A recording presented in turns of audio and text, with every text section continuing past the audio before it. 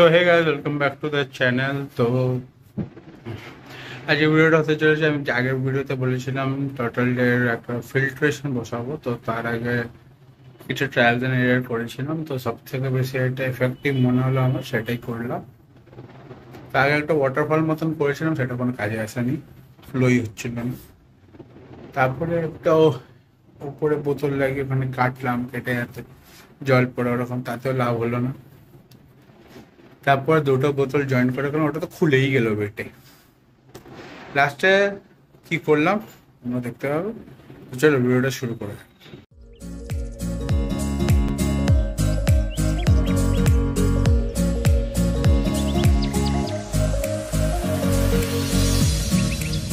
তো লাস্ট ভিডিওতে বলেছিলাম, লাস্ট ভিডিও বা তার আগের ভিডিওতে বলেছি এই যে পাইপটা ছিল এটা তোমার ফিল্ট্রেশনের জন্য ছিল। তো প্রথমে এখানে একটা প্লাস্টিকের বটল বসেছিল, বাট সেটা দিয়ে কিছু হচ্ছিল না, নর্মাল একটা পাম্প ছিল, তো ওই দুটো দিয়ে কিছু হচ্ছিল না। তো তারপর এরকম একটা বটল ইউজ করে বটলের মধ্যে বটল লাগিয়ে আমি ওটাকে ফিল্টার বানানোর চেষ্টা করেছিলাম, প্লাস একটা পাওয়ার হেড নিয়ে এসেছিলাম। ভেবেছিলাম এটা দিয়ে কাজ হয়ে যাবে, মানে দুদিকে বটলের মাউথটা থাকলে তো ওটার মধ্যে পাইপটা লাগিয়ে দিতে পারো, বাট সেটা দিয়েও কোনো কাজ হলো না। তো ফাইনালি আমার কাছে আগে একটা ফিল্টারের পার্ট, মানে পার্ট বলবো না, ফিল্টার বানিয়েছিলাম, তো ওর থেকে কিছু জিনিস বেঁচে গেছিলো। তো ওটাই ইউজ করে আমি এবার ফিল্টার বানিয়েছি। তো এবার বলে দিচ্ছি।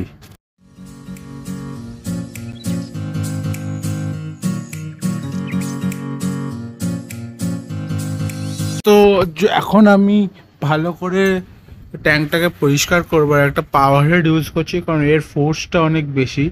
ফোর্স বলতে পুলিং ফোর্সটা, আর এটা ভালো করে আমি এখন ক্লিন করছি, বিকজ খুব নোংরা হয়ে গেছিলো। বিকজ যারা টার্টল রাখে তারা জানে টার্টল খুব মেসি ইটার হয়, আর ওরা খুব বেশি পটিও করে, তাই জন্য।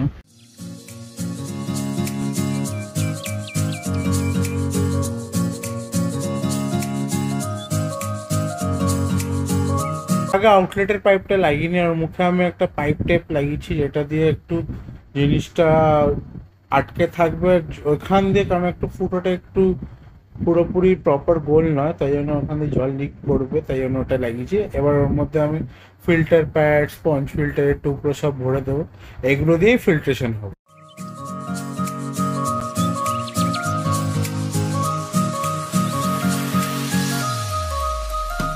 তো এখানে দেখতে পাচ্ছ দুটো এল শেপ কানেক্টারের মাঝখানে একটা পাইপ দিয়ে আমি পুরো জিনিসটা কানেক্ট করেছি, আর ওইদিকে একটা ছোট্ট লাঠির স্ট্রিপ রেখেছি যাতে ওটা পড়ে না যায়, বিকজ ওটা ওয়েট নিতে পারবে না, তোমরাও বুঝতে পারছো। তো এখন আমি ফিল্টারটা চালাবো। ফিল্টারটা চালানোর সময় আমি এদেরকে তুলে দিই যাতে কোনোভাবে ফিল্টারে আটকে না যায়। আর এখানে যেখানে হাতটা দেখাচ্ছি ওটা হচ্ছে ওদের এসকেপ রুট, তো ওরা এখান দিয়ে এসকেপ করে যায়। মানে কি বলবো, নিনজা টার্টেল একদম আমার মতো।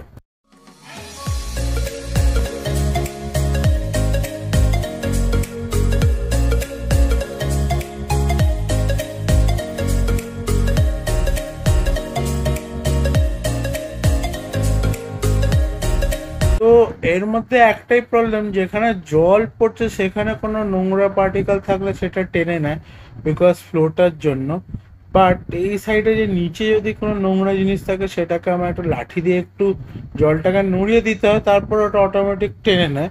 তো ওটাই ভাবছি পাইপটাকে নিচে এনে একটা আরেকটা এল কানেক্টর দিয়ে ওটাকে ভেতর দিকে করে দেবো, যাতে ফোর্সটা লাগলে জলটা ঘুরে এসে তোমার ফিল্টার যেখানে, মানে এখানে হেডটা, পাওয়ার হেডটা আছে, ওই অবধি নোংরাগুলো পুশ করে দেয়। তো আমি তারপর হাফ বালতি মতো, হাফ বালতি না, হাফ গামলা মতন জল পাল্টে নতুন জলও দিয়েছি, বিকজ আমি এখন যে খাবারটা দিচ্ছি সেটা যদি জলের থেকে যায় তো জলটা বিশাল গন্ধ মারে। আর এটা হচ্ছে আমার এখন টেম্পোরারি ট্যাঙ্ক, যেখানে আমি ওই রেনবো শার্ক, একটা কই ফিশ, আর কিছু মলিজ আর প্ল্যাটিস রেখেছি, একটা চিংড়ি মাছও আছে, এটা একমাত্র বেঁচে আছে। এর মধ্যে মাঝে মাঝে টার্টেলগুলোকে ছাড়ি, কারণ টার্টেলগুলোর পিঠটা পরিষ্কার করে দেয় মাছগুলো। তো টার্টল ট্যাঙ্কটা তো পরিষ্কার করলাম, তারপরে আমি ভাবলাম বাইরের ট্যাঙ্কটা পরিষ্কার করা, ওর ফিল্টারটা অনেকদিন ধরেই পরিষ্কার করা হয়নি, তো বাইরের ট্যাঙ্কের ফিল্টারটা ভালো করে পরিষ্কার করতে হলো। তো আমি মাছগুলোকে আগে তুলে নিচ্ছি। আর এই ফিল্টারটা মোটামুটি খুব ভালোই কাজ করে, বাট একটা জিনিস হয়, যখন নোংরা জমে যায় না, পুরো পুরো বিল্ড আপ হতে থাকে, মানে বোতলটায় বিল্ড আপ হয়ে যায়, তারপর পাইপ লাইনগুলোতে বিল্ড আপ হয়ে যায়। তো এবার আমি সব মাছগুলোকে ছেড়ে দিই, ভালো করে পরিষ্কার করে নিয়েছি। আর আগে এটা হচ্ছে আন্ডার ওয়াটার ফুটেজ, তো অনেকদিন তোমাদের আন্ডার ওয়াটার কিছু দেখায়নি, মানে স্পেশালি এরকম ফুটেজগুলো। এটা হচ্ছে আমার অস্কারটা, পুচকে অস্কার প্লাস নাইফ ফিশগুলো। আর এটা শর্ট বডি হর্ন ছাড়লাম, তারপর আর কি ছেড়েছি মনে নেই।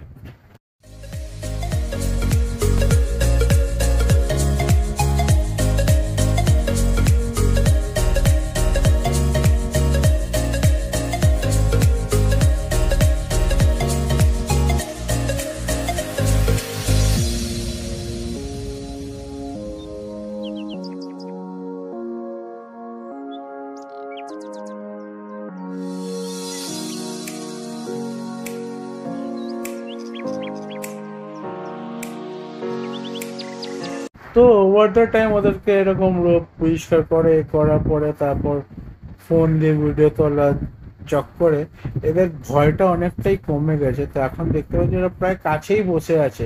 একে মনে আছে তো, এ কোথাও থাকতোই না, মানে সবসময় একটা পাইপের মধ্যে ঢুকে থাকতো, এত ভিতরে ছিল, দূরে থাকতো। এখনো দিব্যি এসে চলে আসে হাতের কাছে, মানে হাত দেখলেই ও চলে আসবে খেতে, মানে বুঝে যায় যে আমায় খেতে দিতে এসছে। আর রিসেন্ট শাক সাবানো সবারই একই অবস্থা।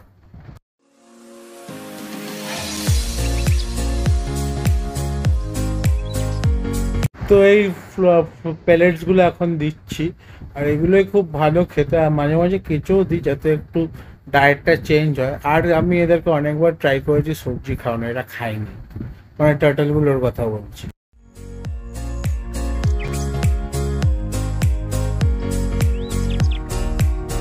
তো আমার সামলনস ক্যাটফিশটা এখনো ভীতু, ওকে হাত দিয়ে দিতে গেলে তো আসবেই না, খুব রেয়ার কেসে হাত থেকে খায়। বাট ওকে এই চিমটাটা দিয়ে দেবে, ও ঠিক খেয়ে নেয়।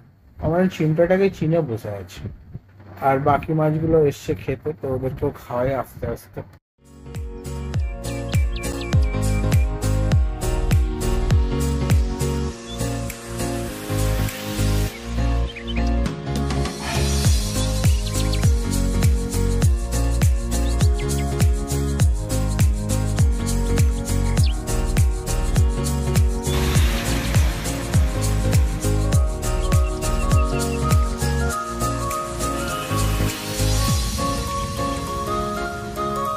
তো এই পার্টিশনটা করে রাখার একটাই কারণ, আমার এই কই ফিশগুলো, তো এদের জন্য আমি কিছু একটা করতে চাই, বা ভাবছি এই বড় কই ফিশটাকে এর মধ্যেই রাখি। বাট যখন আগে ছিল তো জানি না কার সাথে ও মারপিট করেছিল, ওর পাখনাগুলো খেয়ে নিয়েছিল।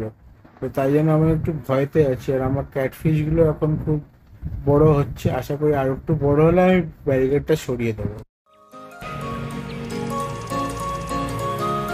বললাম না খালি এই শাওয়াল নোজটা ভীতু, বাকি সবাই হাত থেকে এসে খেয়ে যায়। এমন না যে এরা ভয় পায় না, ভয় পায় বাট অতটাও পায় না, বাট শাওয়াল নোজটা খুব ভয় পায়। তো আজকে ভিডিওটা কেমন লাগলো বলো, লাইক করো, শেয়ার করো, সাবস্ক্রাইব করো। তো এই হচ্ছে আমার এখন টার্টল ফিল্টার, এটা কাজ করে, খুব ভালোই কাজ করে। একটু মাঝে মাঝে জলটা নাড়িয়ে দিতে হয় ফিল্টারটা চালালে, বাকি এমনি ঠিক আছে। আর একটা জিনিস বলে, একটা গন্ধ থেকে যাচ্ছে, সেটা বিকজ হচ্ছে এই যে ফুডটা দিচ্ছ আমার স্পিরুলিনা অ্যাড, স্পিরুলিনা একটা টাইপ অফ অ্যালগি যেটা নাকি খুব rich in protein and all. তো ওটার জন্য একটা হালকা গন্ধ আসে, তো মাঝে মাঝে গিয়ে জলটা পাল্টে দিতে হয়। সেটা তো করতেই হয় এমনিও, বিকজ টার্টেলরা খুব মিসি ইটার, মানে একটা দানা খাবে হাফ, তারপর একটা দানা গোটা খায় না ওরা। আর দিনে 2-3 বার করে দিতে হয়, তো হয় যেটা এটা হওয়ার। তো এরকমই চলছে, দেখা যাক আর একটু যদি ফিল্টারটা কিছু আপগ্রেড করা যায় তো সেরকম করবো। তো ভিডিওটা কেমন লাগলো বলো, লাইক করো, শেয়ার করো, সাবস্ক্রাইব করো। আর 400 করিয়ে দিই 2024-এর এন্ডে। টাটা।